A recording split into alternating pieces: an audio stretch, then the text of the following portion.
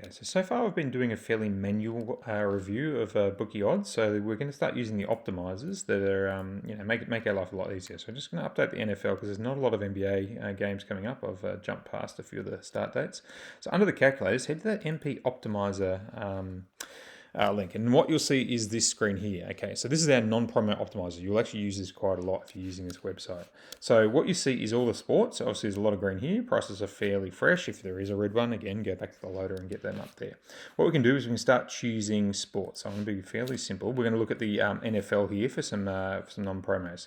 Then we can choose the bookies. Notice this feed comes in relative to your preferences that you've loaded here. Okay, so any bookie you've got live promos with will start as a can. So I can include this in one of the presentations. Okay, it'll exclude other ones because you're not trying to get turnover with those guys, so it'll exclude that. This must is important. So if you find that you are low on turnovers and you need to get something up with, say, sports bet, clicking must will mean that any bet that comes back on the next screens will have sports bet in there. Okay, it might have some of these, but it will always have sports bet in there. Okay, now choosing games. So often, if you're looking to do some betting, you don't want to be too far ahead. So we can limit this here. Now, for the purposes of demonstration here, I'm going to have to extend the NFL a bit because it's not coming up for a couple of days. So I'll do that. Usually I wouldn't.